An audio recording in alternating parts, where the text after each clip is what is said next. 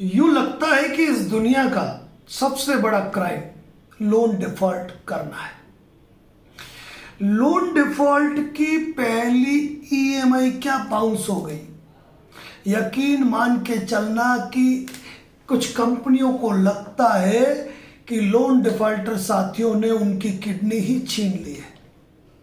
दूसरी EMI bounce हो गई तो मान के चलना कि आपको फोन आने शुरू होंगे। रिकवरी एजेंट तो ठीक है, यहां पर पुलिस और वकील के नाम पर भी फोन आते हैं और एक आम इंसान घबराता है, डरता है और तनाव में आता है। इसीलिए आज का वीडियो सीधी बात नो बकवास पार्ट 10। लोन डिफॉल्ट में असली पुलिस, नकली पुलिस और कैसे उनके फर्जीवाड़ों को समझे। तो साथियों, एक बात आप अच्छी तरीके से देख लेना कि जब भी लोन डिफॉल्ट के मैटर में किसी ने फोन किया और उसने कहा कि मैं एडवोकेट बोल रहा हूं, तो आपको उसकी भाषा में गंभीरता मिलेगी, एटीट्यूड मिलेगा और ये चीज निश्चित रूप से देखेंगे। और जब कोई पुलिस वाला फोन करेगा तो आपको राठौड़ी बातें करेगा, अपनी दबंग और भारी आवाज बनाने की कोशिश करेगा और खुद को कांस्टेबल कभी नहीं बताएगा, खुद को बताएगा sub inspector, assistant sub inspector. और फिर वह बात करते करते कंपनी का नाम नहीं लेगा, आपके खिलाफ कोई शिकायत आई है ऐसी वैसी बात करते हुए आपका नाम, आपके पिताजी का नाम और आपके एड्रेस बोलने की कोशिश करेगा। साथियों, 99.99% में ये फर्जी होते हैं, ये पुलिस भी और वकील भी। ऐसे कई फर्जी पुलिस और फर्जी वकीलों का postmortem advocate Narendra Joshi YouTube channel और फेसबुक पेज पे हो चुका है। हमने भी किया है और आप लोगों ने भी किया है, रिकॉर्डिंग जाकर सुन लीजिएगा। लेकिन बात यह है कि क्या लोन डिफॉल्ट में पुलिस का रोल आता है? कि आपने नोटिस भेजे, आपने नोटिस का जवाब नहीं दिया इसलिए केस हो गया। एक बात हमेशा ध्यान रखिए कि लोन डिफॉल्ट में पुलिस का कोई रोल नहीं है। दिमाग में बैठा लीजिए इस बात को।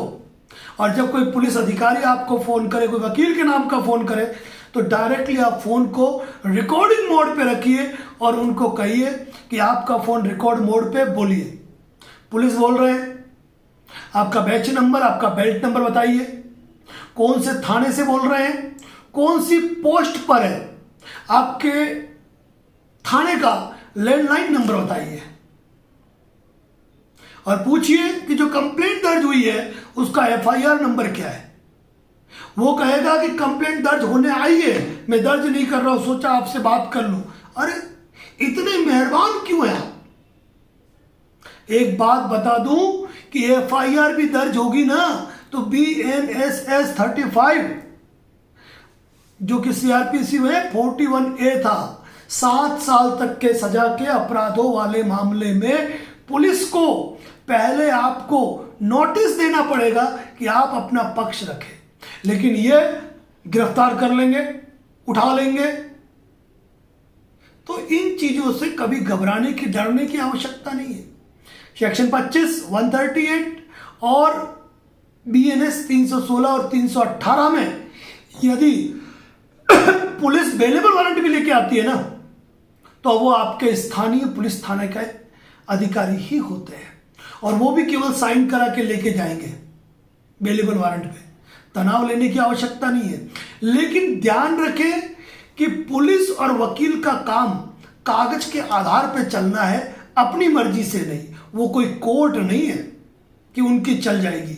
इसीलिए फर्जी पुलिस और फर्जी वकील से आपको डरने की आवश्यकता नहीं है। और कोई एडवोकेट बन के फोन करे तो उनको कहिए कि आप वकील है, तो वकीलों वाला काम करो ना, रिकवरी एजेंट का काम क्यों कर रहे हो? 2 मिनट में उसके सुर चेंज होंगे, सुर। अगर एडवोकेट हो तो एक काम कीजिए, आपकी एनरोलमेंट आईडी जो है, एनरोलमेंट जो आपका है, आपका आईडी कार्ड, वो मुझे व्हाट्सएप कर दीजिए। पुलिस हो तो आपका आईडी कार्ड व्हाट्सएप कर दीजिए, मैं भरोसा क्या करूं, फर्जी लोग बहुत सारे हैं। बोलती बंद हो जाती है इन लोगों की। और कोई कहता है मैं एडवोकेट हूं, कौन से कोर्ट में प्रैक्टिस करते हो, मैं वहां की बार एसोसिएशन की वेबसाइट पे आपकी डिटेल देख लेता हूं। एक बात ध्यान रखिए कि पुलिस या वकील बिना किसी दस्तावेज के, उनको कोई अधिकार नहीं है कोई इंटरफेयर करे। वकील साहब कहते हैं कि आपको नोटिस दिया गया, आप आए नहीं, तो तुमने तो कोर्ट कार्रवाई की, आगे करो ना।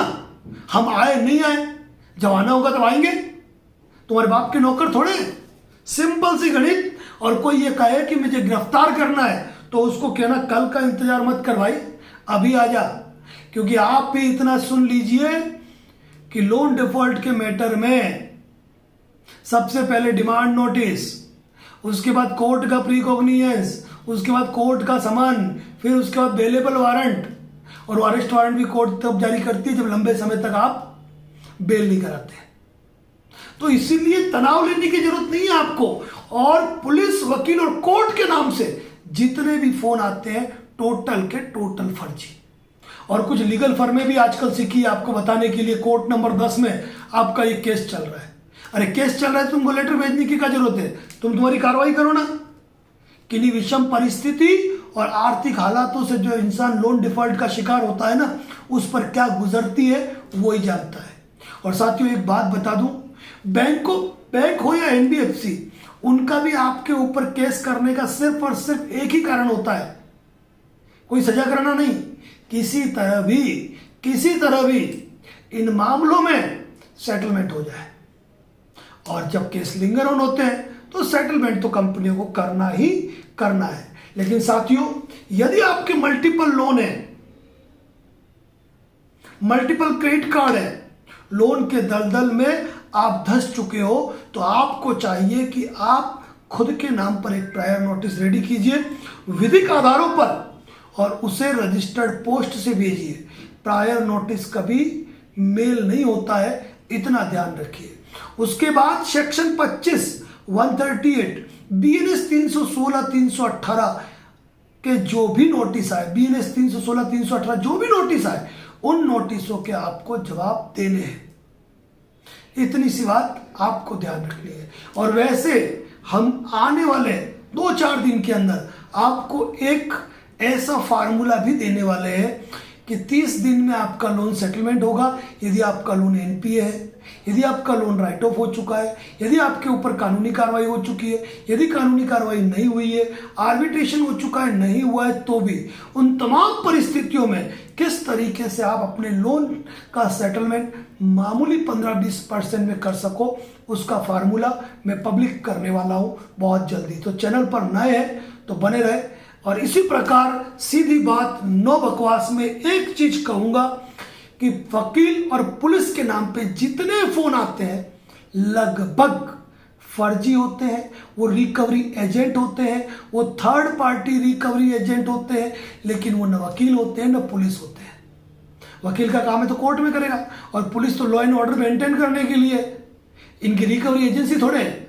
तो साथियों, इसी प्रकार के लीगल अपडेट के लिए बने रहे advocate Narendra Joshi YouTube channel पे। Thank you so much. जय हिंद, जय भारत, जय मेवाड़।